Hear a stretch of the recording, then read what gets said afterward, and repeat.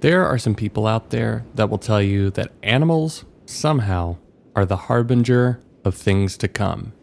And for a long time, those things that typically end up happening are usually not good things.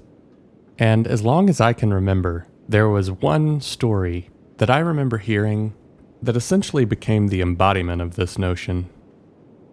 There's a small, unassuming part of town here in Asheville, North Carolina, where a story became pretty well known about a family that experienced what they would explain as being some sort of strange phantom. And with the arrival of this mysterious entity, they claimed that it also brought something else with it, the death of their family members. On today's episode, we're going to be looking into everything that we could possibly find about this phenomenon and the subsequent history around it. But I'm just going to tell you up front, what we find just gets stranger and stranger. Now, out in this particular area where this supposedly took place, there's a lot of farmland and open fields, all surrounded by the beautiful Blue Ridge Mountains.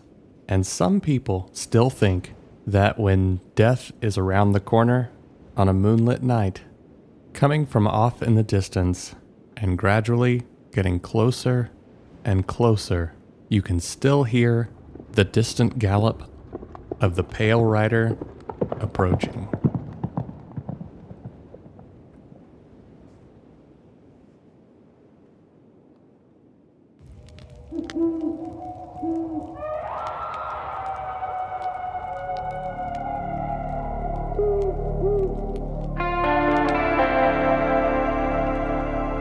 The Appalachian Mountains are some of the oldest in the world, and we just happen to live in them. One thing we can tell you, there are ghosts in the mountains.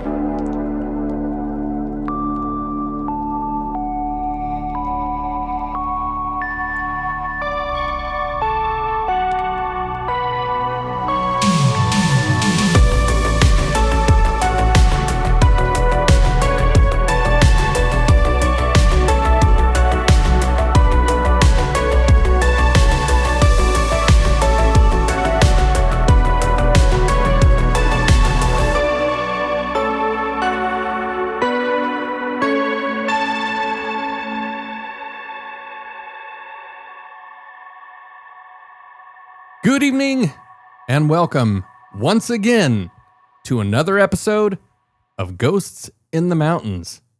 As always, I am your host, Caleb Hanks, and I would literally be nothing without my sidekick, my compadre, my companion, the best dude in the universe, Mr. Austin Burgess. Buddy, how the hell are you tonight? Dude, I am great. I've had so much fun digging into this topic this week, kind of unexpectedly. Brother, I could not be more excited about this episode because a lot of the time when we are doing this podcast, we say the phrase, this stuff is right here in our backyard. Well, this time we ain't kidding because this stuff actually kind of is in our backyard.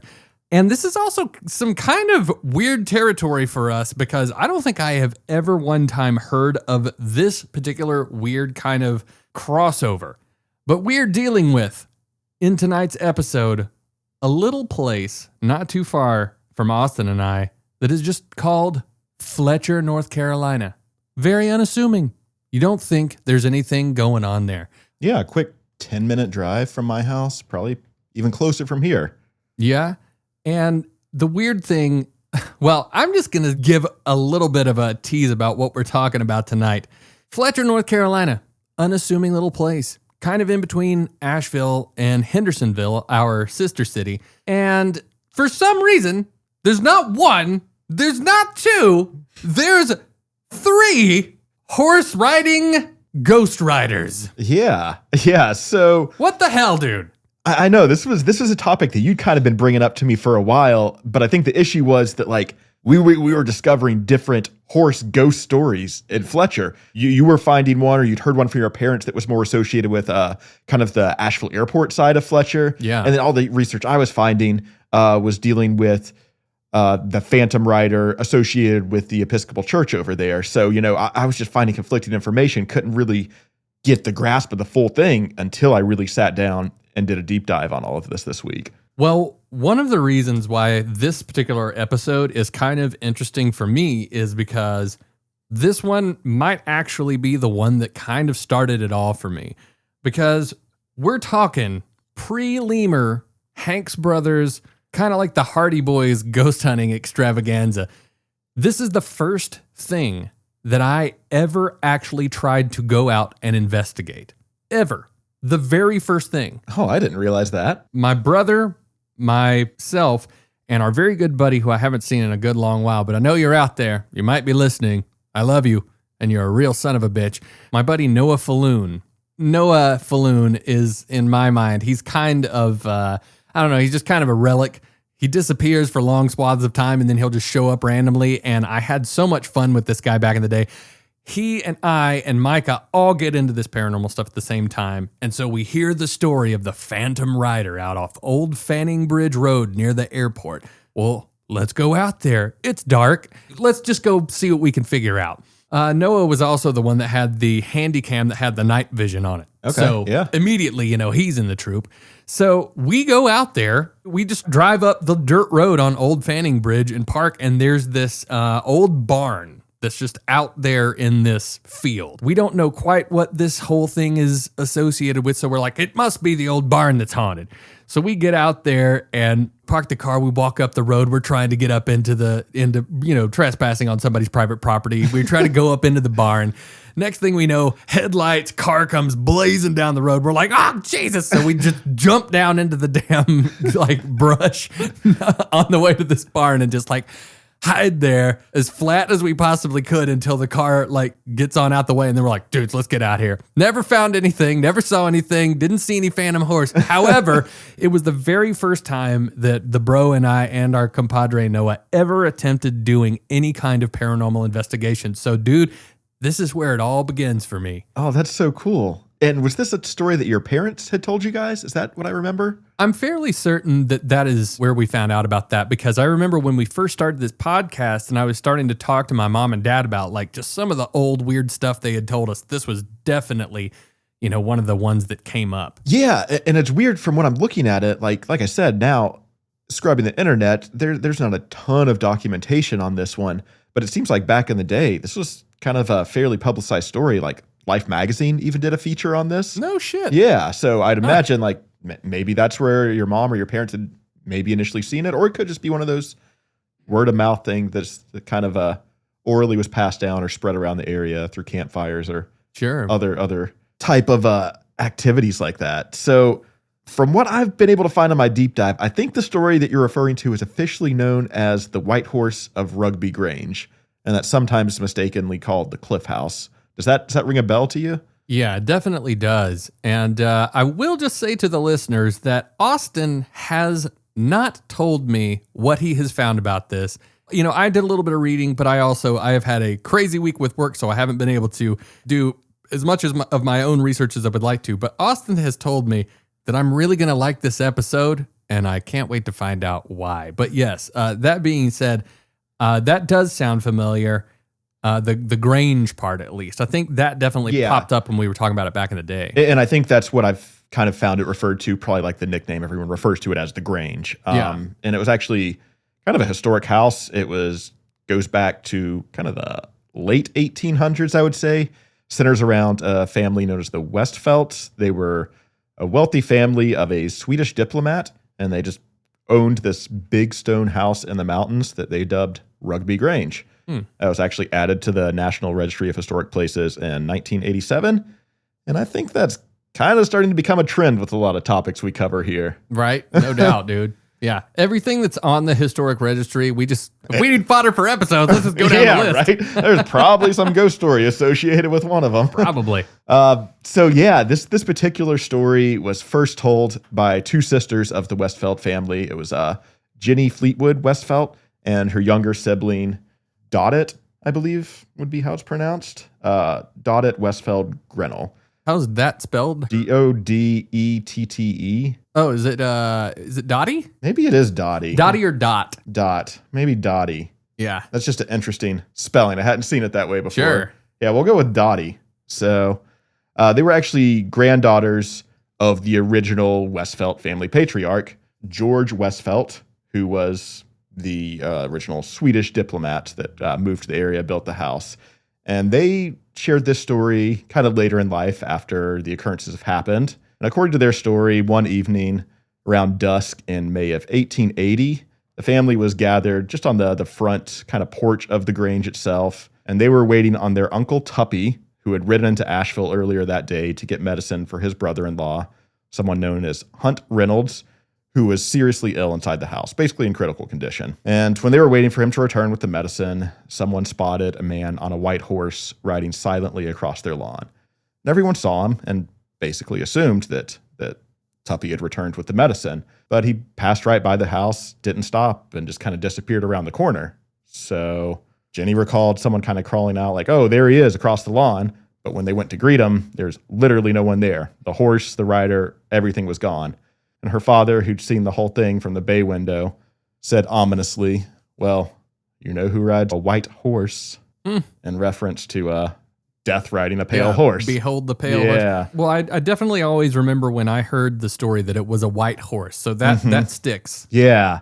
So then, sure enough, that night around 4 a.m., Uncle Hunt died in one of the downstairs bedrooms of the Grange.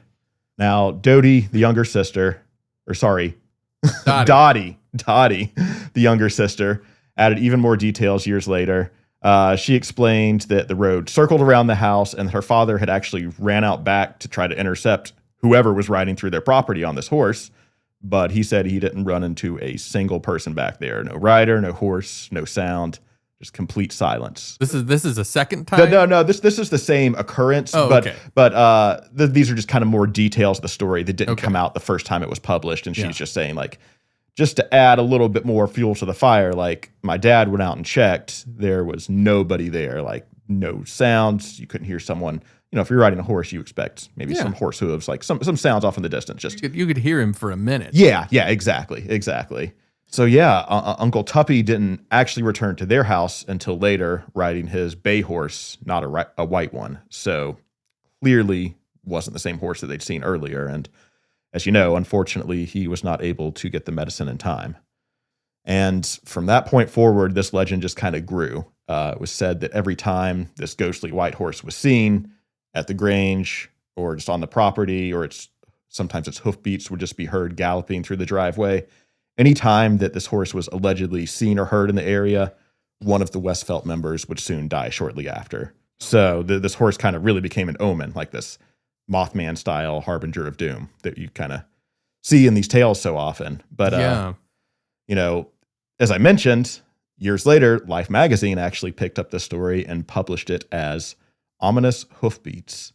And they decided to take a few creative liberties with it. They changed the name of the house to the Cliff House, and they made the horse riderless, which adds a little bit of spook to it. Okay, well, that actually is really interesting because I had heard this whole thing about there just being a horse. Boom. Exactly. What the hell, dude? So that's Life magazine. Life magazine their creative liberty is them taking the rider out of the story because I think it adds spooky. That's what I think, at least. I don't know. That's kind of ridiculous. Yeah, they changed the name of the house that's associated with, which I could kind of see as maybe a privacy reason. You don't want to have your family manor's name published. But yeah, when you go and take a pretty important detail of the story and it's like, no, I think it'd be better if it's just a horse. Yeah, dude. I mean, way to muddy the water with that. Yeah. Well, that's really cool to know, though, that's where that version of the story came, because that is so funny. I definitely remember people talking about it just being a horse that rode through, and I'm like, I don't know. To me, that doesn't seem as ominous for some reason. I don't know. I don't know. Either way. Yeah. I mean, who knows? I think it plays more into the omen aspect of it. Like you think of like the Grimm or something like that. Yeah. And yeah, they claimed in the story that was published in Life magazine that the horse would repeatedly show up on its own, causing multiple deaths, or maybe not causing, but foreshadowing multiple deaths that would happen on the Grange. So, that probably is the classic media sensationalism.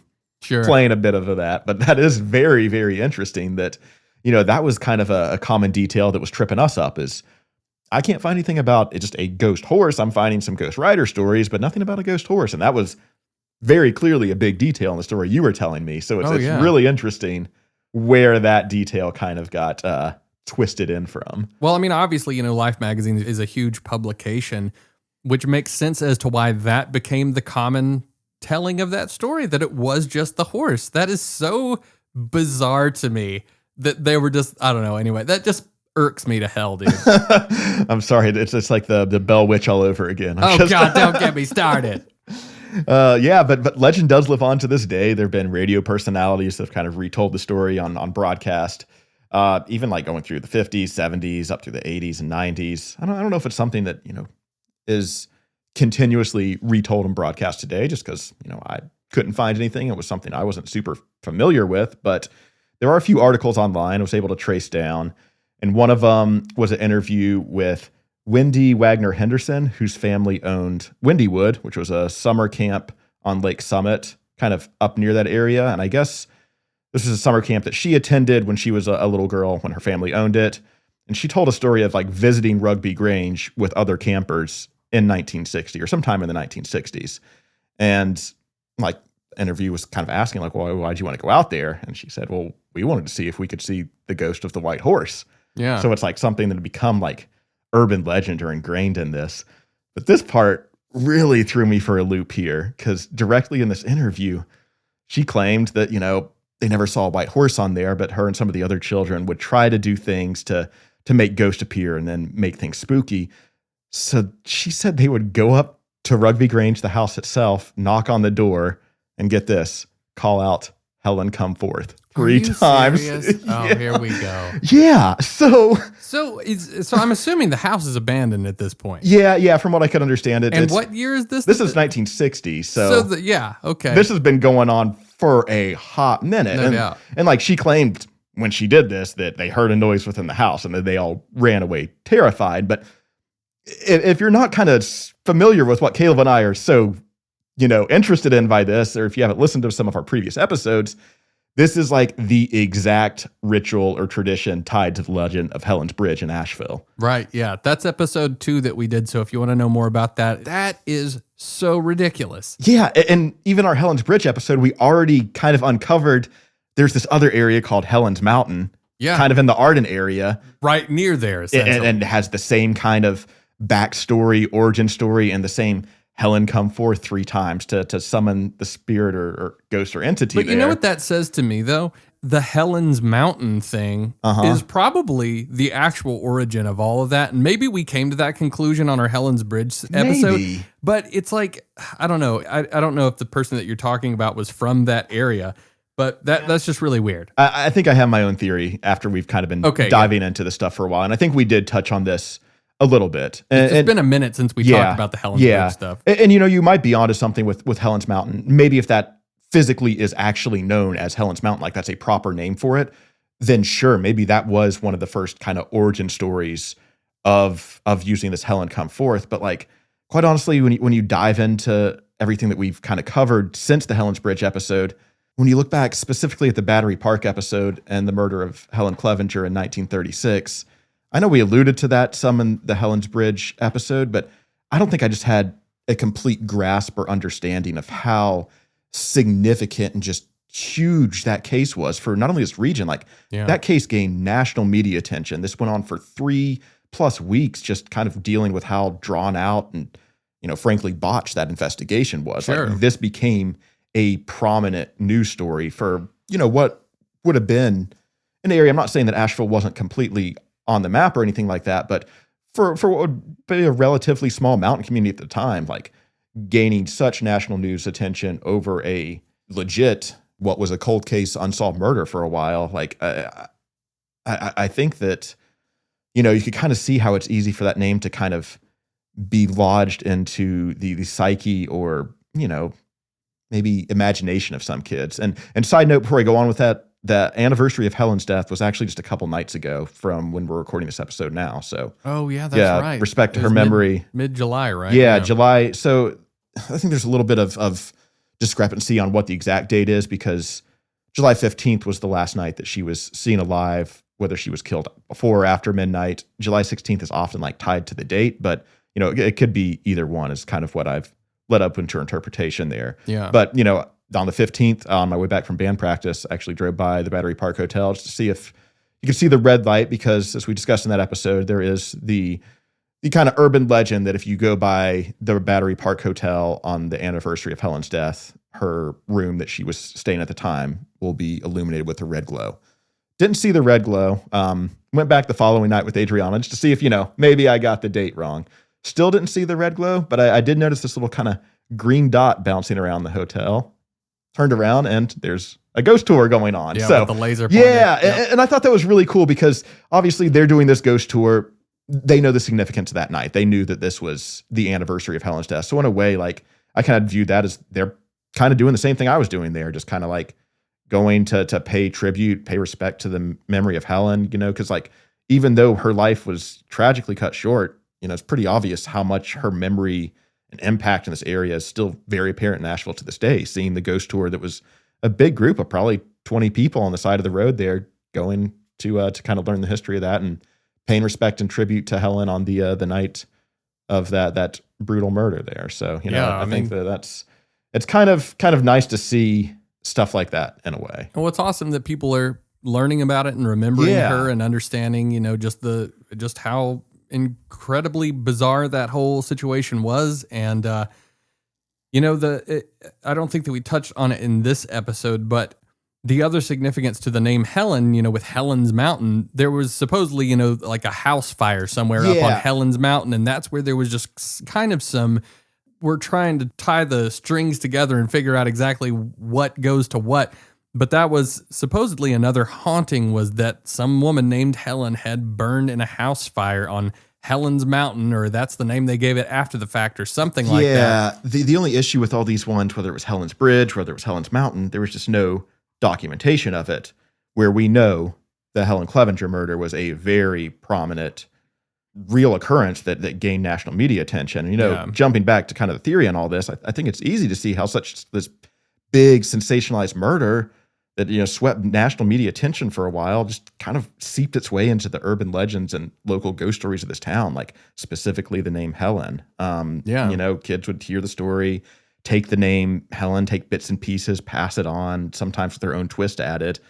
And I think today's episode is the perfect example of how what I would kind of call the telephone game effect can play a part in some of these kind of archetypes that we see peering across a lot of specifically like local and regional ghost stories and legends. Yeah, no doubt. Because like whether there was a house fire and somebody died up there on a mountain in Fletcher, we don't know. But we do know that it did spawn some kind of urban legend there in that area. Yeah, exactly. That's popping up in downtown Asheville on Helen's Bridge and in Fletcher at Rugby Grange. And yeah, who knows? It's just wild to see how many times that starts to pop up. No doubt. I think that's kind of a nice transition, which, when I was initially trying to research this ghost horse story in Fletcher, all I could find at first was the legend of the Phantom Rider of the Confederacy.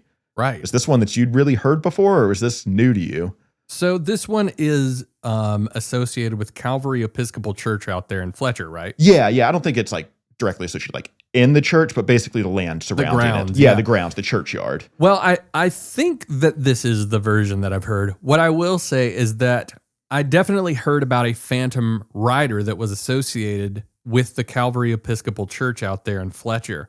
However, I definitely remember experiencing some conflicting reports about, what the theme was. I feel like later on in life, I heard that there was a Confederate soldier attached to it. But I feel like when I first started hearing the story, that it was almost like, I want to say like a spectral dark entity. Yeah, it is it's a spectral woman entity, but she's got like known for like long flowing blonde hair and wearing a dress. And then she wears a Confederate cape, which is just like the cape of her slain lover, apparently, according to the legend. And, I do think there might be a little confusion on that because there is, as you mentioned, another ghost story tied to this exact area. Right. But this is one that I found when I was first digging into this. It's probably the first, result on search engines, but also in just some of the local Western North Carolina ghost legends and books, stuff that I have. This came up in a few of them, and pretty much the only thing I found attached to Fletcher there for a while before really diving in this week and discovering the whole Rugby Grange tie-in. Right. But yeah, as I mentioned, the Phantom Rider allegedly appears as this kind of spectral woman, long, flowing blonde hair, sometimes wearing a dress, but, white gown. Really, I think the most prominent thing that people say is this gray Confederate cape, and that she's riding a white horse. There you go. Down the road near the church. Yeah, I don't think I ever heard it reported as it being a female rider. Yeah, and that's pretty much the prominent telling, at least in this version of the story. She's said to kind of appear out of the mist and then just kind of vanish just as quickly as she appears. This story actually goes back allegedly even farther than the Rugby Grange story. Now, I know I say allegedly because I don't know when the exact documentation comes into play in this. Where the Rugby Grange story, we do know that alleged occurrence actually did happen in 1880 due to the family members interviewed. But this one supposedly goes back to the 1860s during the Civil War. Young couple fell in love. Local girl falls in love with a Confederate soldier, and her parents, classic, disapproved of the match. So it had to be kind of kept in secret that they were meeting. Yeah. And their meeting spot was this old well at the Cavalry Church. Huh. So Fletcher was kind of like the stomping ground for them. That was their secret lovers meetup. But eventually the young man was called to serve under General Braxton Bragg for the Army of Tennessee, and her parents refused to let them marry before he left. Like Fort Bragg? That's probably something I should have looked into on that one, but I would assume it's probably safe. Yeah, maybe we could. Well, yeah, I could look it up. I could fact check. Fact check me on that one, maybe, or a relative. Who knows? But unfortunately, as some of these wars go, who did Braxton Bragg? Yeah, that's Fort Bragg. Yep. Okay. Good to know. Yeah. So, as I mentioned, her parents refused to let them marry before he left. And as things happen in the war, this young man was killed in battle and sadly never returned to Fletcher. So heartbroken, the young woman wore this Confederate cape everywhere she went as kind of a commemorative token to her fallen lover. Some versions say that she then died of a broken heart. Others say that she took her own life, unable to bear the grief. But either way, within weeks of her boyfriend or her lover's death, she was also dead. Please, for the love of all things holy, please tell me she did not kill herself in the well. That's not part of the story if it is. And again, I think it's pretty unclear how she died. If we're going to say she died of a broken heart, I think we're leaving a lot open for interpretation on this. Look, women crawling out of a well, spectral ghost people. The ring. No, sir. Yeah, we're not going there. No, I don't like it. That doesn't go that direction. I don't like it one bit. But in the spring of 1865, Union General George Stoneman was leading his troop on raids through the mountains, basically trying to crush out every last bit of Confederate resistance that was still kind of taking strongholds in these little pockets of the mountains. And his men set up camp near the Cavalry Episcopal Church, which was kind of a known Confederate stronghold, at least the area surrounding the church with the residents there. And one night, a scouting party of Stoneman's actually saw what they reported as a lone woman riding a white horse near the church. They called out for her to stop. She didn't. She galloped away, almost like she was trying to lead them somewhere. The Union soldiers then followed her. She turned down a narrow ravine just beyond the church and then disappeared. But right when she disappeared, Confederate troops jumped out, opened fire from the woods, and 23 Union soldiers were killed in the ambush. Damn. So, she was going to get her revenge in one way or the other, according to this legend, for what the Union had done to her lover. According to the legend, Stoneman was livid. He thought it was some sort of rebel trick, that this was an actual physical entity, like the woman was a real person that had just lured his men into a trap. So he's freaking out, trying to figure out, like, where'd this woman go? Like, find her. I want her dead. And, witnesses, they basically gave a clear description. Blonde, white dress, gray cape. Soldiers spotted her again twice with this exact description, but she vanished before they could catch her. They reportedly fired at her 3 times, and bullets passed straight through her and her steed. That's when the locals decided to speak up to Stoneman and his troops, and they told him, that woman's dead. She's been dead for months. Jesus. So whether Stoneman completely believes that or not, he called the search off one way or the other. And that wasn't the last time she was seen. Over the decades, the Phantom Rider kept appearing. She's been seen by church ministries, townsfolk, teenagers kind of dare each other to go out into this churchyard, this graveyard late at night. Even in the 1950s, a pastor working late at Calvary claims to have seen her riding past the church in moonlight himself. So, if you're out at Fletcher late at night and you see this pale figure on horseback, just, let her do her thing, because she might be leading people off into some sort of trap. Man, I tell you what, it'd be easy enough to do a stake out there, because you could literally park at the Ingalls over there. Yep, yeah, it's literally right across the street. Yeah. Well, my question is about if there was any documentation that's set in stone that skirmish took place. Yeah, I tried to look for that, and didn't have quite enough time to dig into some of the Civil War records and like that. I think that'd probably be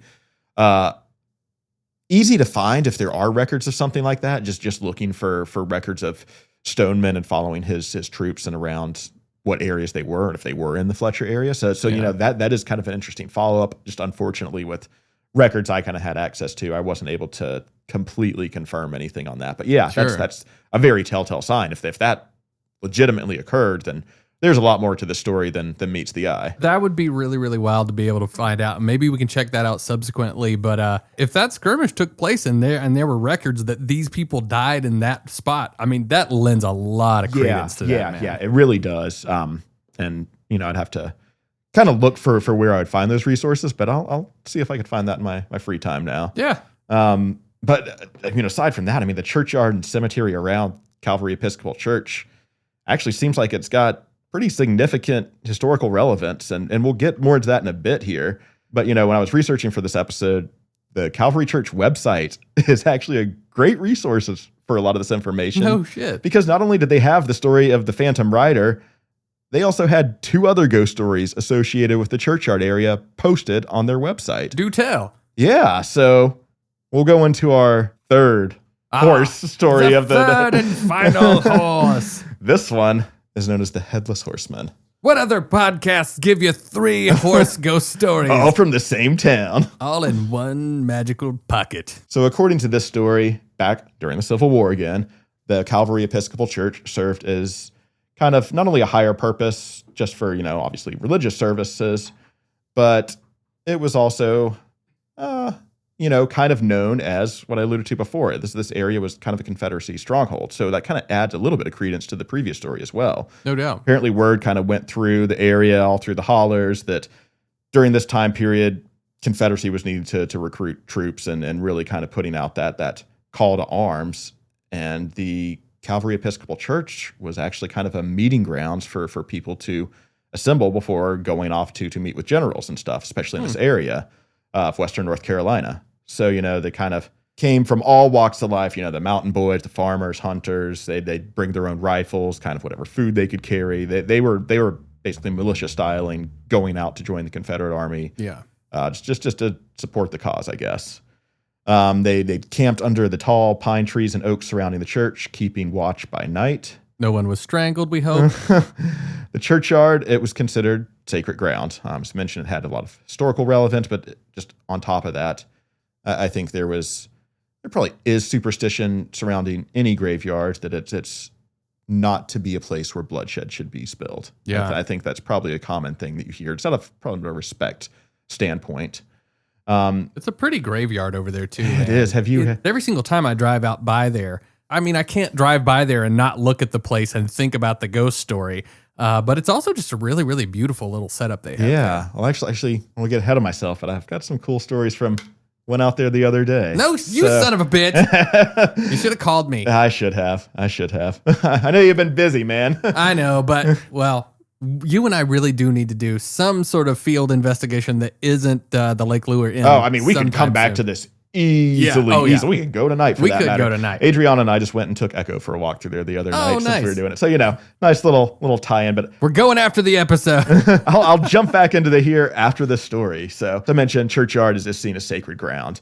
They basically have the graveyard on one side of it and then this big kind of thorn hedge that marks the border on the other. And even back in the day, locals reportedly wouldn't walk in this churchyard at night due to already existing stories of spirits that were said to wander the churchyard at night. So, oh boy, even predating all the ghost rider stories, there was even a little bit of spirit activity allegedly occurring in the Cavalry churchyard already. Please tell me they did not displace a Native American and Indian burial ground. I couldn't find anything about that, but I mean, man, if you're building in Western North Carolina, let's just assume it's probably a risky run. Sure. So either way, to the south of the church tower, there were these open woods. They were flat enough to rest in, but not entirely without danger. Like you could see if someone was down there. Now, some new families had just moved into the area, and they were known as the folks from up north. So the word around Fletcher was that these Yankees moving into the area, they weren't just outsiders. They were actually spies for the Union. And they were suspected and basically accused of watching camps and passing information back behind enemy lines, specifically around some of these occurrences and gatherings of kind of assembling of troops meeting up at Cavalry Episcopal Church before going off to fight. So these, Northerners were basically suspected of kind of being the boots on the ground spies in the area of Fletcher. Story continues on one night when guards were posted out there. There were 3 men rotating watch. One evening, just past midnight, young guard was stationed at the back road. And it's allegedly one of those dark, heavy nights where the moon's kind of barely hanging behind the clouds, and every little snap of twigs just kind of sets you on edge. Like there's a heavy, heavy feeling in the air already. So the guard heard something moving outside of the hedge. He's already on edge. He just has reports just feeling uneasy with the night. Slow, careful footsteps he starts hearing in the leaves, and he freezes.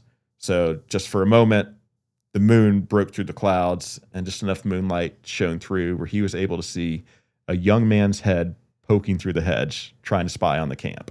And admittedly, his nerves were pretty much was going off like crazy at the time. He could have fired a shot, but he instead drew his sword, one clean swing, and the head dropped to the ground. Oh, damn. But that wasn't the end of it. Before the guard could even react, the body, without the head, mind you, sprang up, bolted into the woods, and leapt onto a massive white horse tethered just out of sight. Well, you'll have that. That happens from time to time. It's like, joke's on you, dude. I was already dead. I didn't need that head. Got a better one at home. Fine. So without a sound, the horse and its headless rider tore off down the trail, galloping towards the old Salem meeting house and the valley beyond. Of course it's called the old Salem meeting house. Right. Have to get a little tie-in or reference to that. So the young guard stood there, froze in shock. He'd done his duty, but he'd broken one of the most serious rules. No bloodshed on sacred ground. Well, he didn't really break it then. Dude got up, he was fine. I think that head probably bled a little bit. And according to the legend, the blood on the hedge, he was able to clean up and hide. But the headline in the leaves, that was the real problem there. So in a panic, he grabbed the head by the hair, crept silently to the old well behind the church. Oh, give me a break. And dropped it in. They say it splashed 60 feet down. Then he returned to his post and told no one of what had happened. All right, look, I kind of feel, and maybe I'm wrong, kind of feel like this is an old husband's tale. I mean, might be. How often do you, Austin, draw your blade and chop off a guy's head who gets up and runs off? Well, when your nerves are just shot in the humid heat of those spooky summer nights, it sometimes happens. I get that. I mean, look, I have some hedges out here. Let's see if we can decapitate someone after the show. So the next morning, the company broke camp and marched off to Virginia, and the body was never claimed. No funeral was ever had because, if the family had mourned, they had to do so in secret because they were afraid if they, tied themselves to this man that was just discovered as a spy, they'd put themselves in similar danger. So allegedly this body was never truly properly, or the head, I should say, truly properly never put to rest. The body was fine. It rode off. Mm-hmm. The body was fine. But to this day, locals say that during the dog days of summer, Which, I think we're in the thick of those right now, if you boy. ask me. Now we have to go. Right around the new moon, when thunderclouds roll over the mountains. And let me tell you, we have had thunder and lightning, I'd say every day the past 2 weeks, probably. Every other hour the past 2 weeks. Yeah, no joke. Tonight on WLOS, 2 local podcasters arrested for trying to find a human head in a well. So yeah, when you're out there in the churchyard on a night like this, you just might hear something up over the hill. They say he comes out from the ravine, still headless, riding like the wind on a white steed. He gallops to the spot where the thorn hedge once stood, searching for the head that he lost that night. And when he can't find it, he turns south, disappearing back into the mists of Cane Creek. But he always comes back. They say once a year, still searching for the head. If you say that the anniversary is tonight, I don't have an exact date for that, but the description kind of points that way. Let's just be real. It says this time of year. Dude, all right. Now, I'll be real. I don't believe this story, but I like it a lot. And especially because it's tied in with this place that, I've already had an association with it being haunted, and now here's this other, it's a yarn for sure, but I like the story. It's fun. Yeah, exactly. And there is one more ghostly folk tale associated with the Cavalry churchyards. No horse this time, though. Man, this place, gosh, is like stocked. Oh, just wait till I get into this after the story. I mean, the story's great, don't get me wrong, but there's some icing on top of that cake. Cannot wait, dude. So the story begins on one of those, as they described on the Cavalry Church websites, those thick summer nights, just as the moon lifts over Bear Wallow Mountain, when the air's still, the grass is damp, and the silvery mist starts to rise from the lawns like the breath of earth itself. If you ever find yourself at Cavalry Churchyard on a night like this, you might catch a glimpse of her. They call her the gentle woman of the mists. She always looks the same, a beautiful young woman, maybe 21, 20, early 20s at most, dressed in a flowing white silk. Long blonde hair trailing behind her. Her dress and veil kind of seem to melt right into the fog like she's part of it. She doesn't float like some spirits. She walks with a purpose. Almost like she's searching for something or someone. She's also noted to be seeming to be in a bit of a hurry, as if time is running out. Now, the thing is, you won't find her if you intentionally go looking. Plenty have tried. They've staked out the churchyard with flashlights, cameras, and gear, hoping for a ghostly photo opportunity or some sort of proof to show the world. But she doesn't come to please skeptics. She shows herself only when she chooses, and only to those she trusts. When you ask the local kids, they'll tell you the same kind of story. They say that they were out there once after dark, wandering the winding trails that weave through the churchyard. Then suddenly, she appears, the woman in white, just walking beside them without a sound. She doesn't say a word. She just gently guides them to the edge of the property, making sure they make it out safely. And the second they step outside of the churchyard boundary, she vanishes. As for who she was, there are a few theories on this. Most common one says that she was a plantation girl, high-born, well-loved, engaged to a young man from the neighborhood estate. They were the only children of their families in the area and reportedly young and deeply in love. One night, he set off to meet her, walking a wooded path near the Cavalry Church, and she waited for him under the arbor until long past midnight, but he never appeared. He just vanished without a trace. Some say he was murdered. Some say he just simply disappeared, like the wood swallowed him whole. Heartbroken, she withered away, consumed by grief. They say she died waiting for him, and that now she walks the same paths in search of him still. But others swear sometimes, just ahead of her, you might spot a second figure, a man in a frock coat and wing collar, walking quickly but with dignity through the mist, always just out of reach, just out of her line of sight. The two of them forever caught in the same place, separated by death, or fate, or something cooler. She's not said to be a threatening spirit. There's no malice in her. If anything, people just feel a sadness, even love after seeing her. She's a ghost, but she's more than that. A presence, a feeling, and a symbol of devotion that refuses to die. Bro, let me just say 2 things. Yeah. I understand where the game of telephone is happening here now. Yep. Number 2. Whoever was in charge of the lore around this church was killing it, dude. Right? This is so, like, these are really cool stories. Yeah, and I want to thank Cavalry Church for putting these on their website. That's because also bad. Yeah, that for is sure. so cool because, there probably are a lot of urban legends and local ghost stories associated with other church graveyards that aren't, well documented. They just kind of passed down orally through tradition like that. But the fact that Cavalry Church knows that they have these stories that have kind of become a part of history, and they're like, yeah, we're going to put these on our website for people to see. Like, that's so cool. Awesome. So, I mean, like, in my immediate thought, I think these people in some way, shape, or form 100% existed.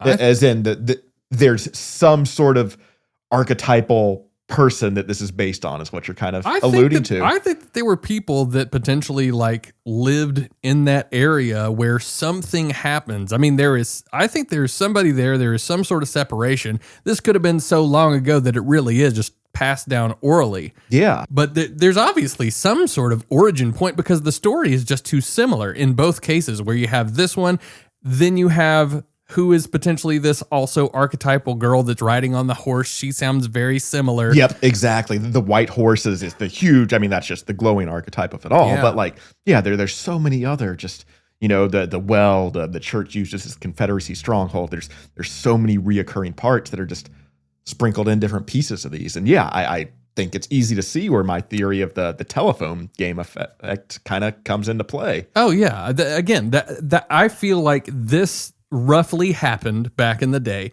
and then people just kept talking about it till it legitimately turned into legend. There was a girl that lost somebody. She was grief stricken. Somehow or other, she dies, and then hell, maybe they did see a damn ghost around there. Yeah, and who knows? It's kind of, I don't want to say like picking and choosing, but in all honesty, it's like, well, I don't like that part of it. I'm going to tell it a little bit differently like this because it resonates more with me this way, or like maybe it hits a different emotional stroke with some people if we tell it in this fashion. 100%. And whoever ended up taking that and ended up, essentially interpreting it to the form of the story that has ended up, on the Cavalry website. Yeah.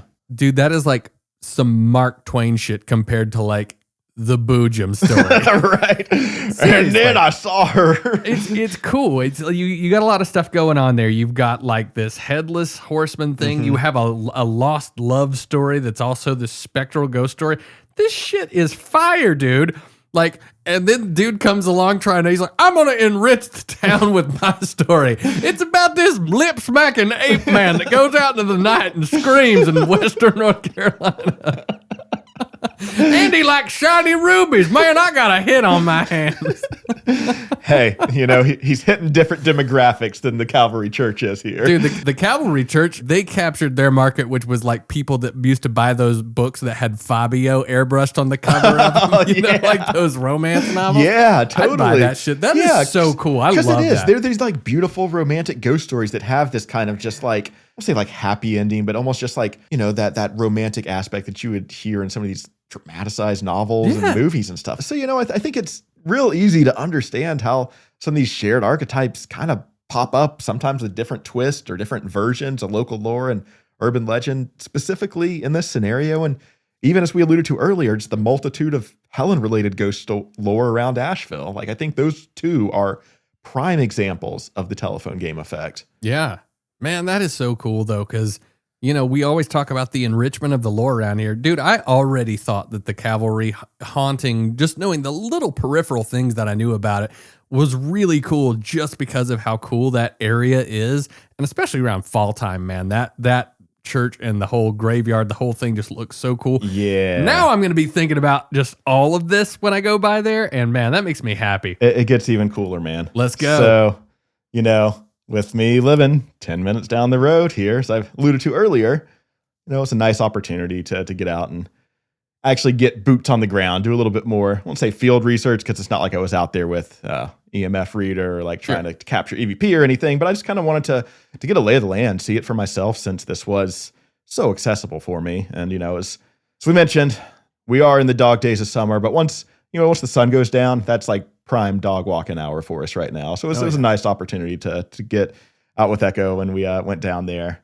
And, as I mentioned, the website claims that this is the final resting place of many prominent families and historical figures from the area. So that kind of piqued my interest. And according to the website, they list, different kind of aspects or different people buried in the yard just to show the different variety and significance of it. So they say various community leaders that span the western North Carolina mountains, an opera singer, a 19th century humorist, a bishop, priests, doctors, politicians, teachers, attorneys, many children, a punk rocker.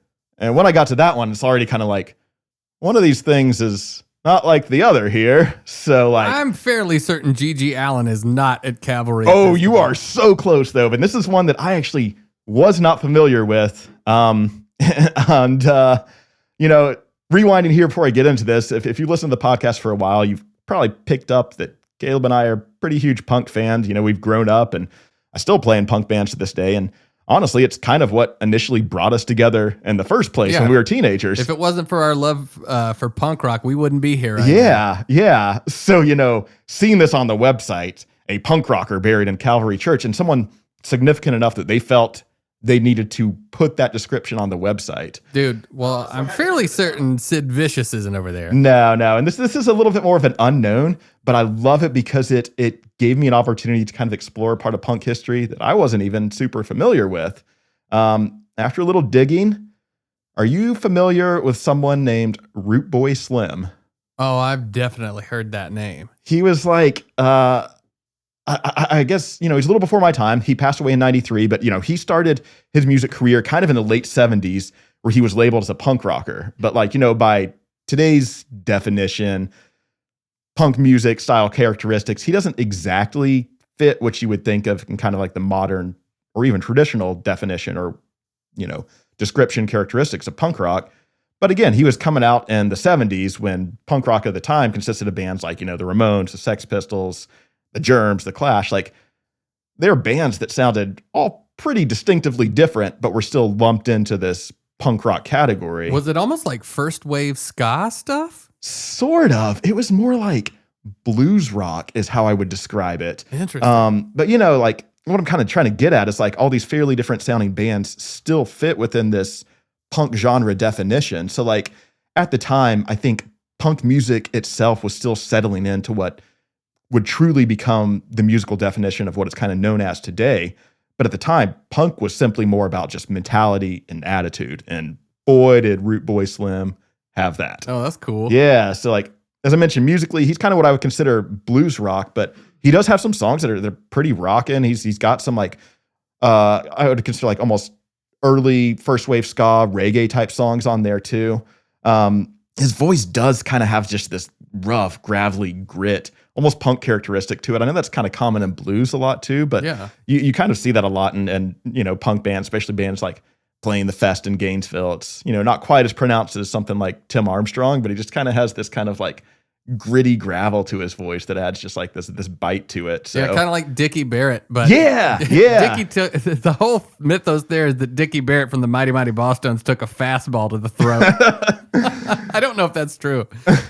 So yeah, he might not fit your traditional stance of punk, but his lyrics were just, wild. Song topics were humorous, just kind of off the wall, especially for the time. Just I've seen it described as Frank Zappa meets G.G. Allen. Yeah, weird, man. So, yeah. Well, see, that sounds super familiar to me. I used to watch a lot of documentaries that were all about where punk rock came from. Yeah. So I bet you $100 that's where I saw some stuff about him. Maybe so, because from what I could tell, he kind of came up in the DC punk scene, so he was probably playing shows or on the same bill with Bad Brains or even maybe Minor Threat or Teen Idols or I think Germs would probably be more out west, but from what I could tell, he was kind of a big deal for the time. I think he still has a bit of a legacy. You could find his music on Spotify. And was he in the Washington D.C. scene? Yeah, that's what I could kind of tell. So when that, Bad Brains was coming up there, is that's what I kind of found. I think there were some gigs that they were probably sharing in that area. Yeah, because Dave Grohl like grew up in that punk scene, yeah. and that's like where I guess I thought that the Germs were around there because that's where Pat Smear's band was. Yeah, because Pat Smear joined. Well, I guess Pat Smear joined Nirvana. Yeah, he joined Nirvana first. And that was more West Coast out there. But I guess Yeah. Dave kind of grew up on the DC side before making it out to the other I'll have side. to. Well, I'll tell the story at some point about how I technically, quote unquote, played the 930 Club. Yes, this is a good one. I'll tell you guys about that at some point. It's for another time.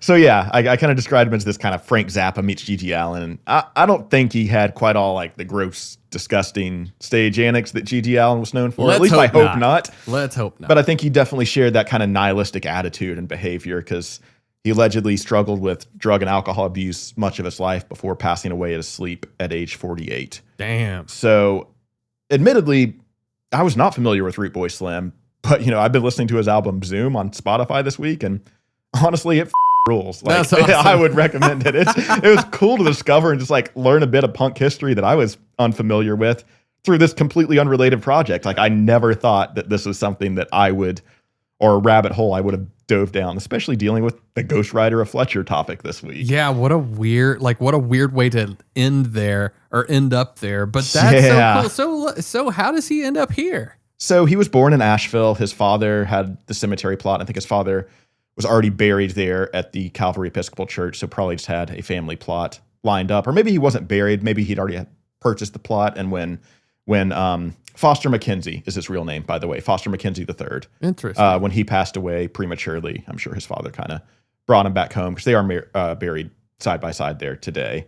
That's wild. Got a cool story that I'll kind of end on that here with. But, as I mentioned, this place had already kind of piqued my interest, especially learning, after my deep dive, I knew that Foster, Root Boy Slim was buried there, and supposedly some of these other prominent Western North Carolina community members. So didn't exactly know what that meant. I assumed with it being Fletcher, I thought there were some Fletcher founding fathers buried there or something like that. Right. So you could imagine my surprise when I stumbled upon the grave of Fred Seeley and his family. Oh my God. Are you kidding me? I'm not even kidding, dude. Fred Seeley, Evelyn Grove Seeley, daughter of E.W. Grove, and their daughter, Mary Louise Seeley, are buried side by side, long grave headstone style, under an oak tree right there, kind of close to the church, in Cavalry Episcopal Church.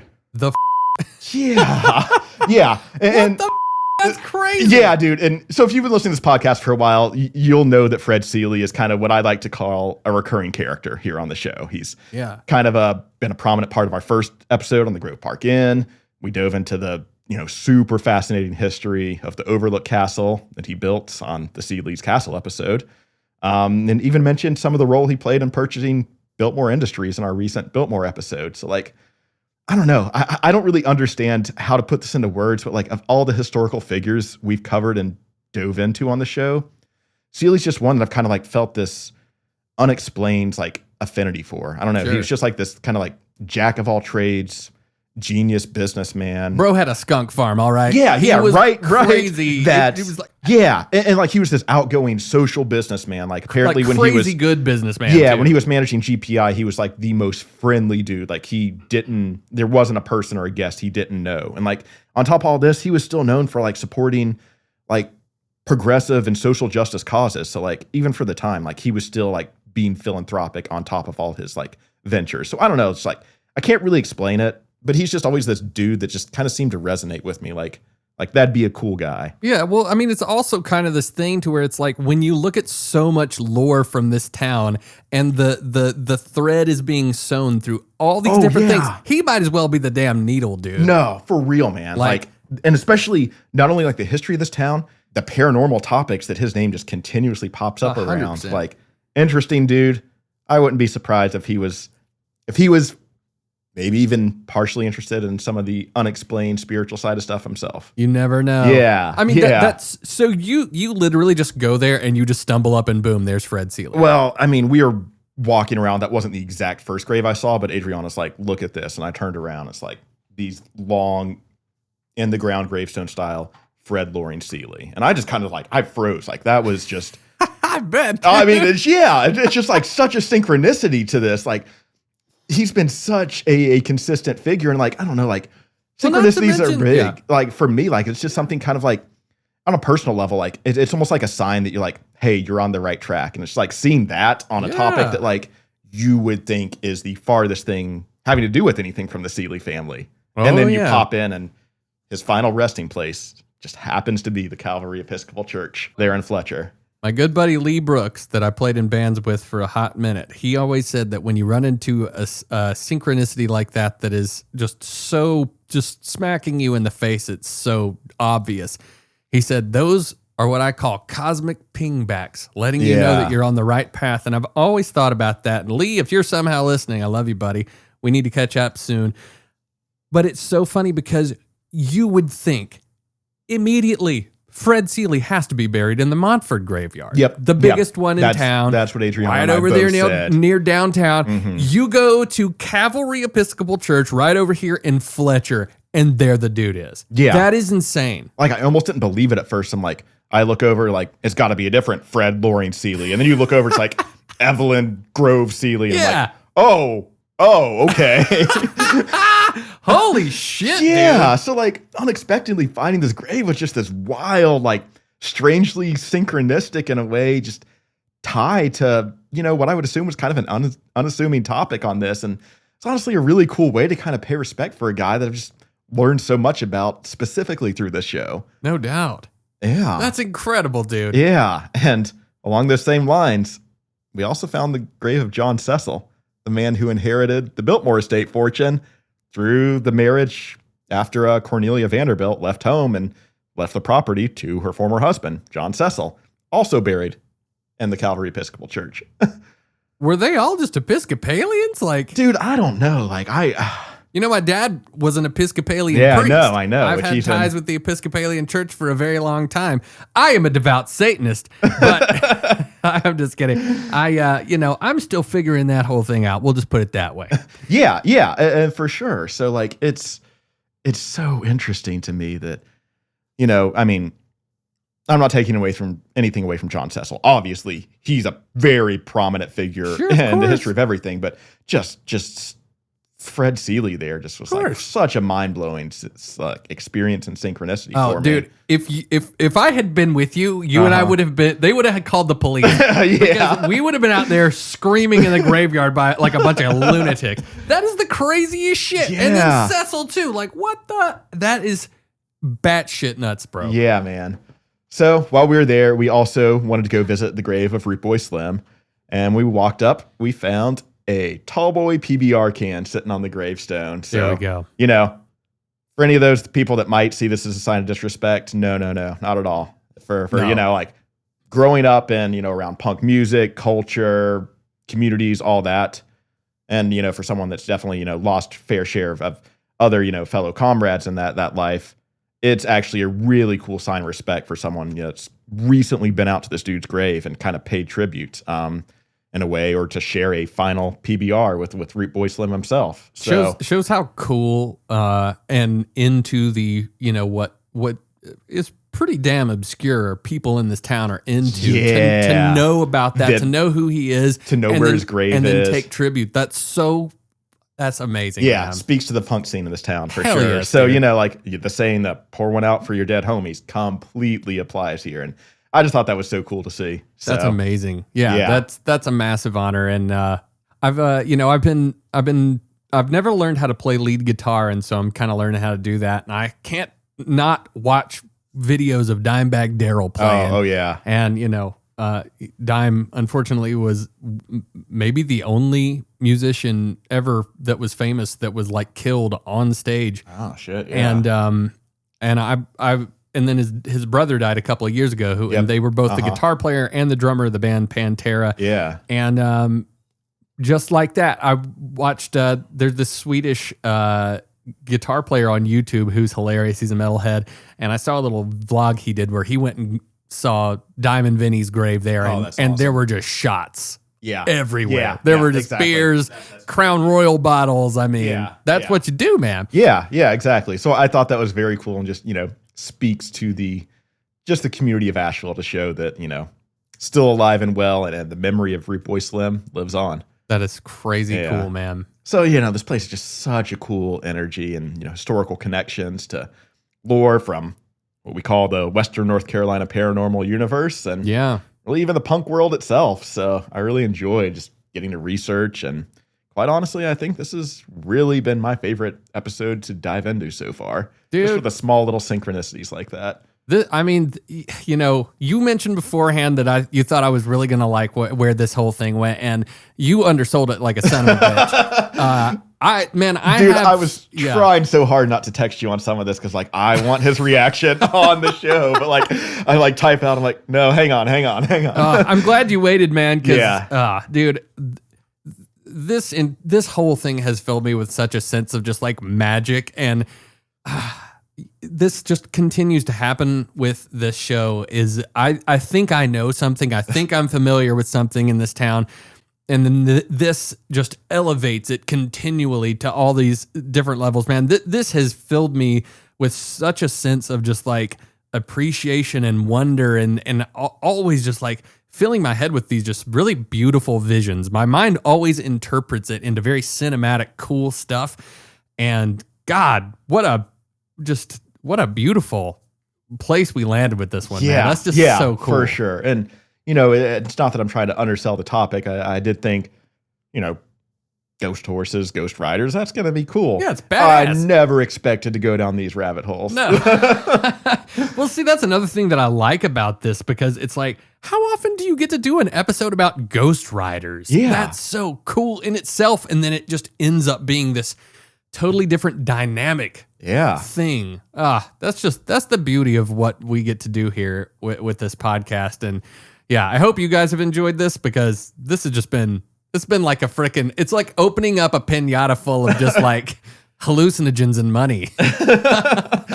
Yeah. I mean, for real, man, I can't undersell how just much I freaked out seeing Fred Seeley's grave there. Like that was such a huge synchronicity for me that really just kind of, as I mentioned, kind of just like, for me, it was a nudge like, yeah, you guys are doing good. You're on the right path. Yeah, you're on the right path. That's you're the way to put it. literally on the right path. Yeah, quite literally. Well, there's only one way to put the cherry on the cake tonight, buddy. Hey, I don't have work tomorrow.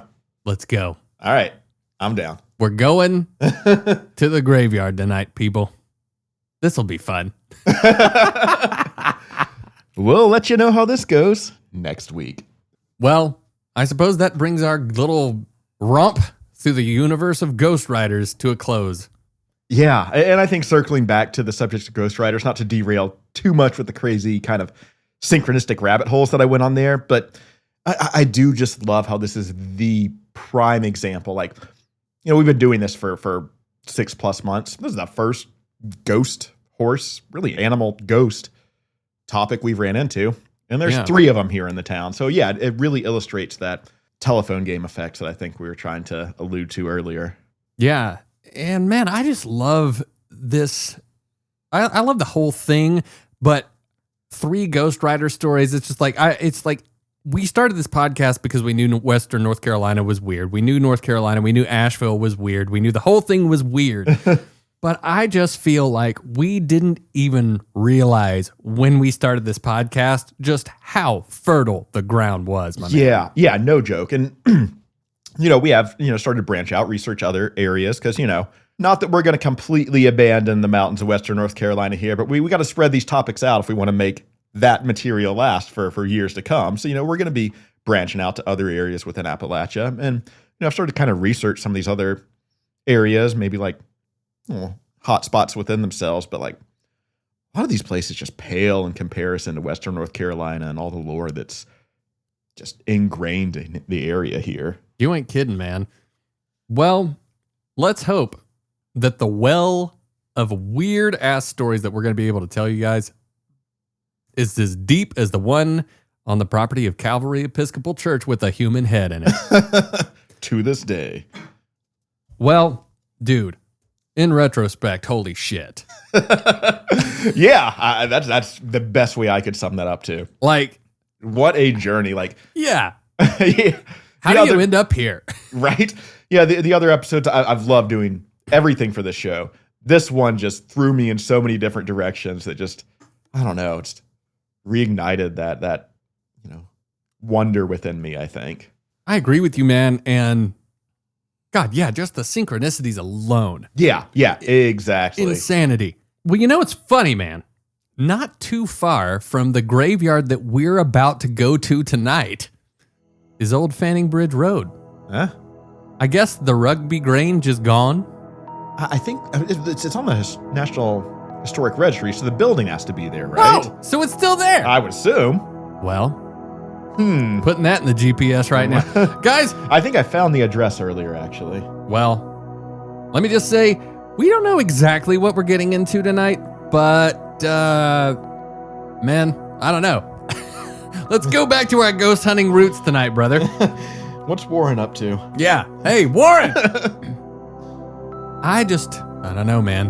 You know, Warren could be on the horizon at any time. There's no telling what that man is up to. But I just want to say real quick, as always, thank you so much for listening to Ghosts in the Mountains. If you want to find out more about what we do, you can go to ghostsinthemountains.com. If you would like to become a subscriber on Patreon, you can become a supporter, and that gives you access to an ad-free version of the podcast and some behind-the-scenes goodies. And I'm just going to say, Austin and I may just happen to be in some pretty haunted locations tonight, and I mean, we're gonna have to take some videos while we're there.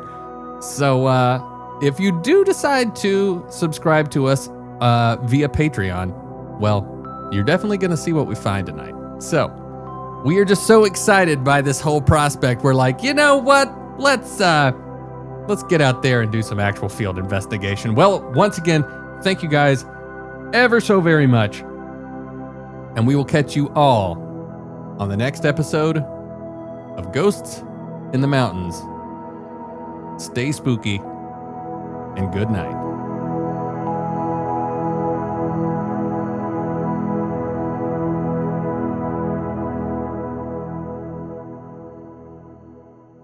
We're totally going to get arrested. Nah, it's public property. You could go. Is there a curfew at night in the graveyard? You know, if you don't read that part of the website, then no. Okay. I swear to God, though, if something starts crawling out of that well, I'm going to run my piss-filled pants back to the car so quick. Well, all right, guys. We'll see you next time. We might have actually seen a full roaming Class 5 Spectre by the time we get back. All right. You ready for this shit? Oh. Huh? Yeah. All right. Let's go. Let's go. All right. Good night, everybody. We'll see you on the other side of whatever the this is.